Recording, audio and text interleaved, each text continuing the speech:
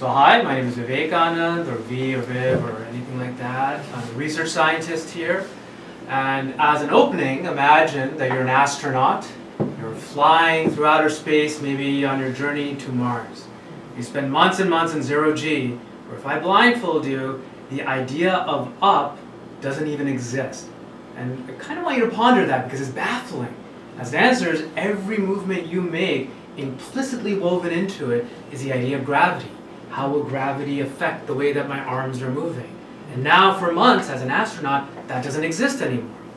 And then will come a day when you have to land upon the surface of Mars, and all of a sudden now, knowing where up is a matter of life and death, because you need to stabilize that spacecraft as you're trying to land it. Now what we know is that in that gravitational transition, where you go from weightless, zero G, to Martian G, astronauts will become spatially disoriented. This is a key, two words that is the core of my research, and also what you may experience in parabolic flight to a certain extent, especially if you blindfold yourself. And spatial disorientation means you just lose sense of which way you're oriented, of where even up is. This is going to be a pretty big problem because it can lead to fatalities. Parts of what may make spatial disorientation even more heightened is that when you're traveling in zero G for a long period of time, your vestibular system will adapt to not having that gravitational pull on your otoliths, which I'll describe a little bit later. And as it adapts to it, it no longer will be used to gravitational information when you're starting to land. And this will heighten spatial disorientation. There'll also be other stressors, psychological stressors. So as you're designing your dances, think about the psychology of astronauts, the depression that can come from long duration spaceflight, but also the anxiety and stress, cardiovascular, respiratory, but also just psychological stress of having to try to land this spacecraft. Those will all heighten your inability to know exactly which way you're oriented. And then of course, even on the surface of Mars or the Moon, because these planets or the Moon is smaller than Earth, the gravitational pull is weaker. And so your vestibular system will respond differently to it, and as a result, your sense of your position, especially when vision is limited, such as flying at night or through clouds, will heighten your risk of disorientation. Just to highlight what a big problem this is, forget space exploration. Here on Earth, one of the leading causes of fatal aircraft accidents is spatial disorientation in pilots. It's often because they're doing maneuvers that their vestibular system have not been evolved to deal with. So these are things that even for us here is important. Now one question, which all of you will probably experience it, is because I'm going to put you in a device, is how can I create a spaceflight condition similar to outer space where you can't rely on gravitational cues on Earth in a lab, in the Ashton Graybiel spatial condition. And the way that I do it is I will put you in this device. Now this is not the spaceflight condition yet. I call this my Earth analog. This is the Earth condition. Describe it first to you, and then I'll get into the zero G analog. But I'll strap you into this machine over here, and the machine is programmed to behave like an inverted pendulum. Jana talked a little bit about it. Is this like trying to balance, like a pen on your fingertip? Just like this, if you don't do anything, it falls over to one side or the other. This machine, if you do absolutely nothing, will fall to one side or the other. And there are crash boundaries, so if you go too far, the machine will stop you, and then will automatically reset you back to the gravitational vertical, back that center point. And at the first approximation, this represents human balancing. Abhijit, who's sitting there in the back, does a lot of modeling on inverted pendulum dynamics. Okay, so what you'll be asked to do, and what my participants do, is they grab that joystick, and to the best of their ability, they try to stabilize themselves right at that center point over there. My participants are blindfolded. Again, this is to heighten the reliance on the vestibular system, as Jana described, and I'll describe in greater detail in a few slides. This is because when astronauts are flying, it may be during adverse conditions. As they're landing, there may be a lot of clouds, it may be at night, you can't see as well, and this heightens your likelihood to get disoriented. So we blindfold them, and they wear noise-canceling headsets. Now, in red, I'll put ideas that I had that may be relevant for all of you as dancers. So with an anthropologist, many years ago, I had done a small podcast talking about the human journey through this machine. So again, this is the Earth condition. They're not even disoriented yet.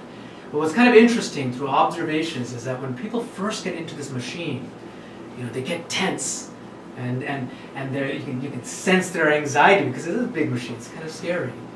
And as they learn, some say they reach into this womb-like, nirvana-like state, because I keep them in the machine for like almost an hour, and they're trying to do this learning task, and the balancing itself is like a dance because they're oscillating around the balance point. One interesting philosophy about balance, which all of you probably know, is that balance is all about power. It's not about taking that joystick and just smashing it as hard as you can, which a lot of people do in the beginning, which are clenching their muscles and things like that. Balance is about making peace with the beast. It's about, being relaxed, making small joystick deflections just at the right time so that you can stabilize yourself. So a core question, maybe as you construct your dances, is that space exploration will require astronauts to learn, to relearn how to move in new ways. What are the stages of that? Of learning new motor movements, of learning how to balance in ways that you haven't balanced before. What does that look like, and how can you encode that in the dances that you will be choreographing? This is a picture that I took, near the Himalayas in India, and you can see a person here carrying a sleeping woman. They're going to, this is like a pilgrimage that they go on, so people who can't make it up can't get someone like this. But normal balance control that we all do is heavily reliant on your legs and your reflexes, and in this machine, as you saw, people are seated. So here's another interesting perspective for you to actually think about, which is that if you're seated in my machine, you're not using what you normally use to balance. You're not using all the evolution that went into designing your legs. So your legs are specially designed to allow you to balance the skeletal structure, the muscles, the reflexes. And a part of what we look at in this Earth analog condition is that if we take all that away, what does balance control look like when you can't rely on this? When you had to think about how to use a joystick for everything. And I kind of want to show you how unique the biophysics of your body is. So here is just a little piece of paper. And look at the way it's moving. It's moving like it's a little creature. And so what this is trying to convey is the physicality of your bodies enhances your ability to walk, to balance. The passive properties really can define the way that you move. And this brings me into an interesting philosophical idea called embodied cognition. So embodied cognition is the surprisingly radical hypothesis that the brain is not the sole cognitive resource that we have available to us to solve problems. Our bodies and their perceptually guided motions through the world do much of the work required to achieve our goals, replacing the need for complex internal mental representations. Basically, all this is saying is our bodies are kind of doing a lot of the hard processing, a lot of the hard mathematics, all of that stuff, so that our brains don't have to think about it as much. And one thing as dancers that perhaps a lot of you have tried is changing your body. What happens if you have a heavy tool? What happens if you put weird rubber bands around you? What happens if you change the way that your body works, where you're like a corpse or whatever? I mean, I've done some of these dance exercises, and you guys explore that, you investigate that. So space exploration will fundamentally change the way that the body works by adding technology to it, by adding different tools to it, and you want to think about that. Embodied cognition even says that this then affects our sense of self. Our consciousness, is dictated by the way that we interact with the physical world. So once you change that, our conscious selves are changing. So how do you explore that through movement and dance? Okay, so the other things that we can do in this machine, this probably you won't experience unless you really want to. I haven't loaded, but other things we do in the lab is, in this Earth analog condition where you have a good sense of where you are. Normally, in normal life, our balance point is right with gravitational vertical. That's what we're used to doing. But what happens if we can break that? If we can make the balance point different than gravitational vertical. So here, the red line, the stable line, the balance point is different than vertical. And so we've explored that in a number of studies. And again, this is just part of that larger idea as dancers. What happens when you change the rules of how the physics of things is changing?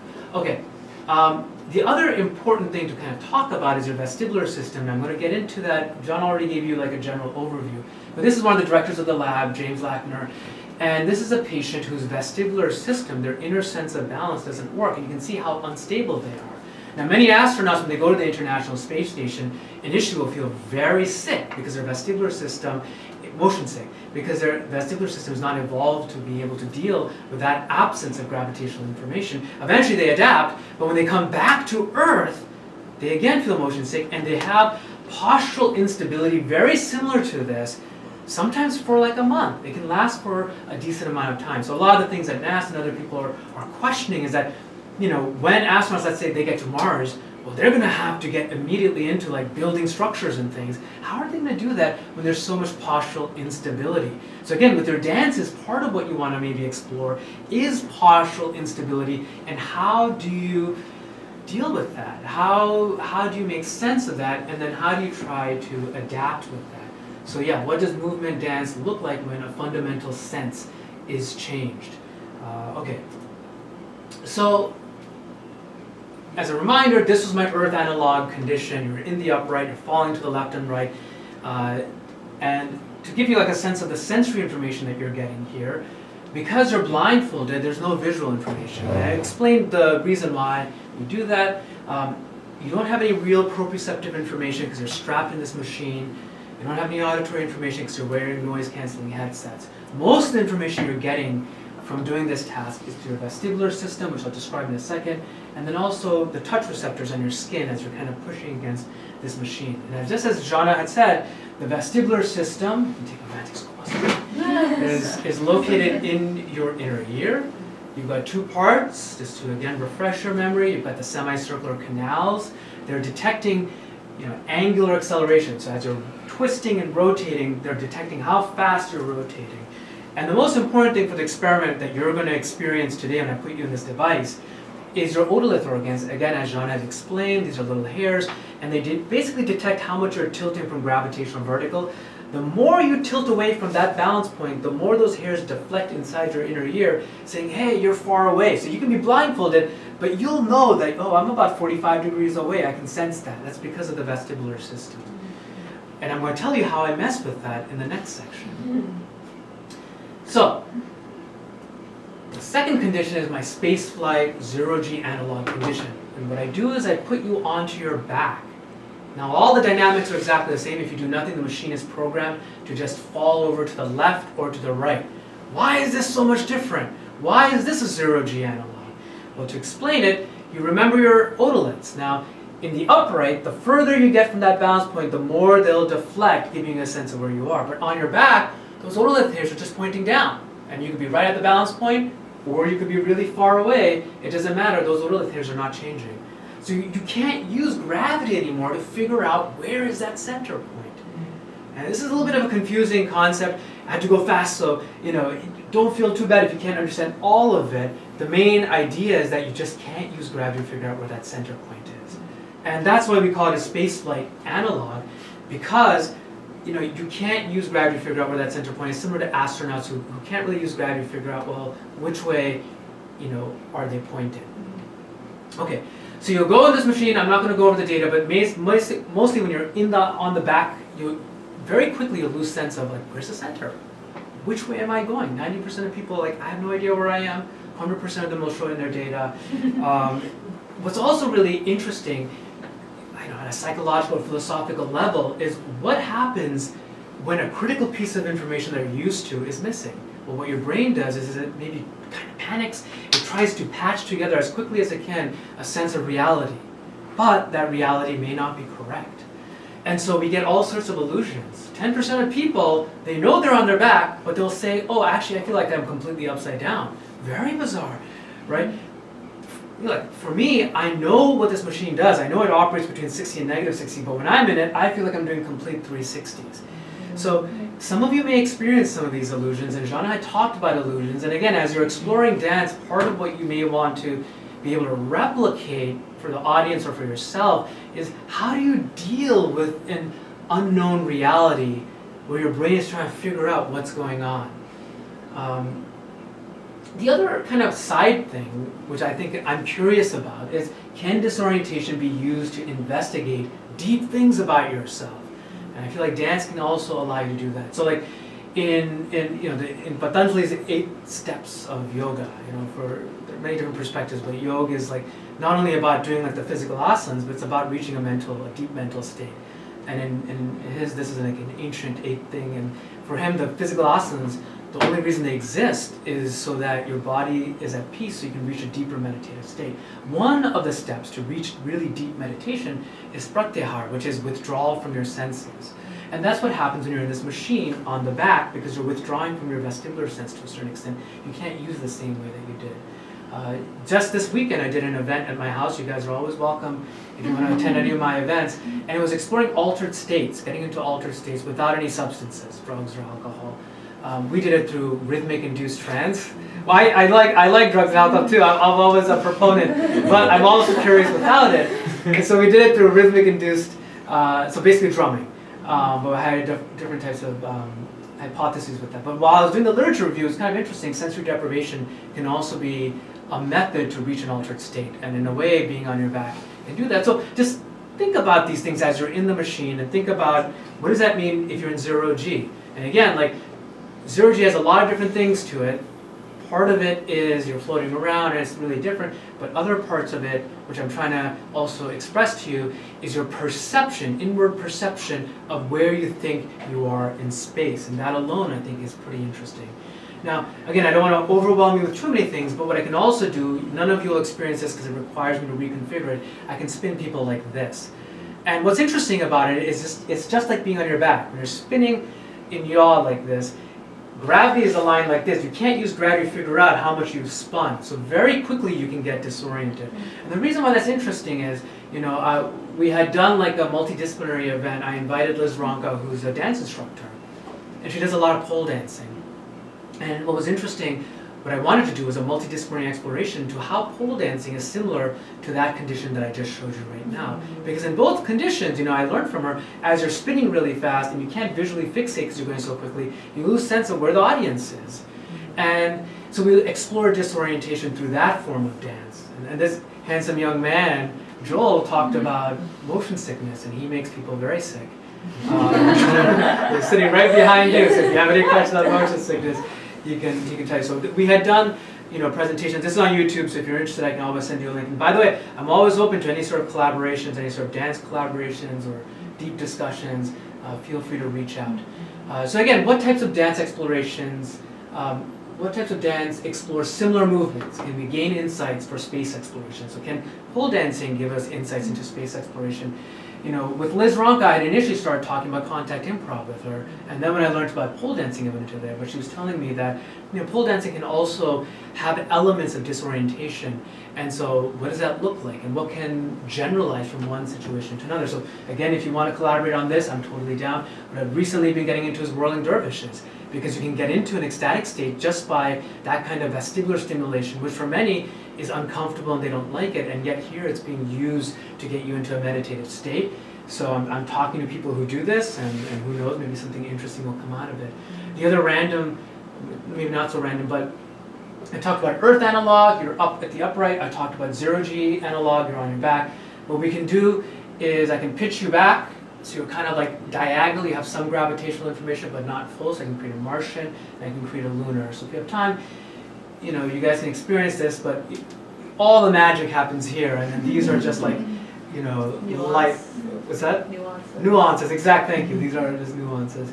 Okay, the final parts of what I explore in my research is human augmentation as a countermeasure of spatial disorientation. So NASA, but also the Air Force and other people are interested in, can we take technology to enhance human performance or human sensing in these conditions?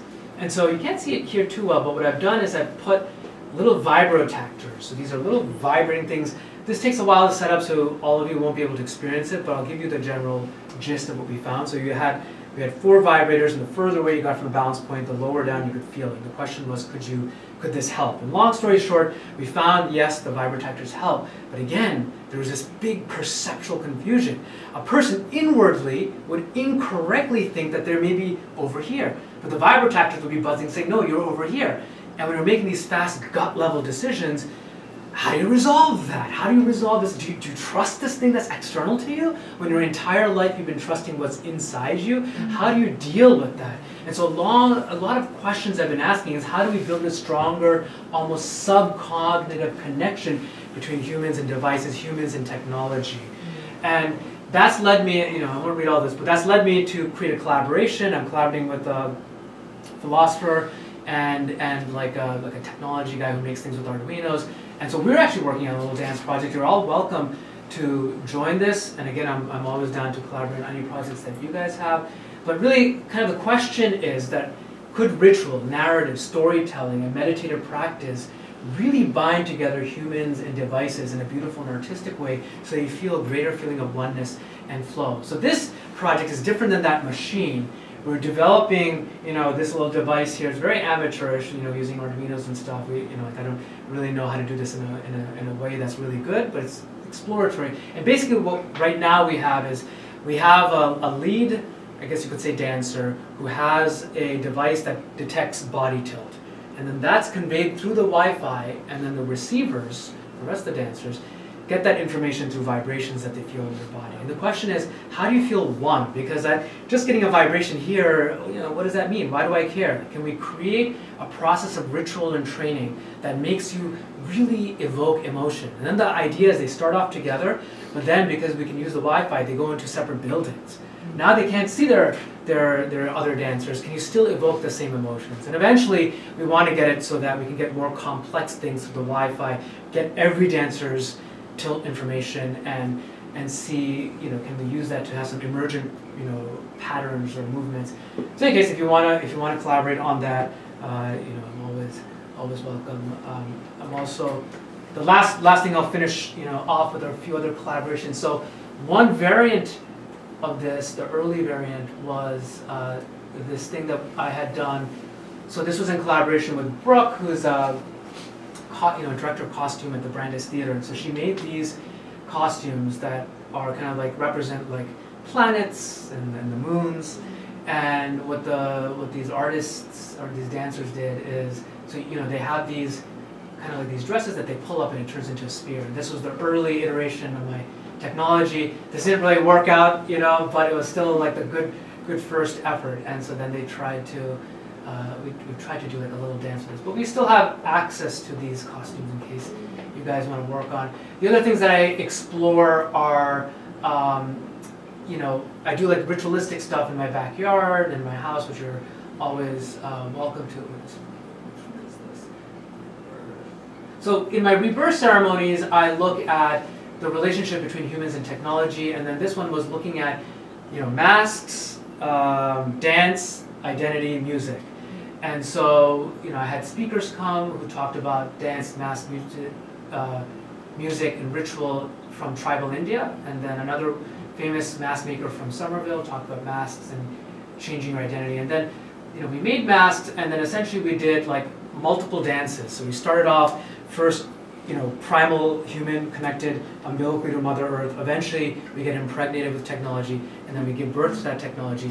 Thinking about how technology and AI, how we need to create an environment that's nurturing for our child. So those are some of the explorations I've done. I did a human augmentation party where we had different speakers talk about human augmentation, AI and drones and BCI, brain stimulation, AI, but also yoga, chemical augmentation, and then transhumanism. But then we also explored movement using these little devices over here. So those are some of the things that I'm doing. This weekend I'll have an event on bringing AI into sacred spaces. And again, you guys are all welcome. I live in Lexington, so it's open to everyone. Okay, so that's pretty much my presentation, and thanks for listening. Thank you.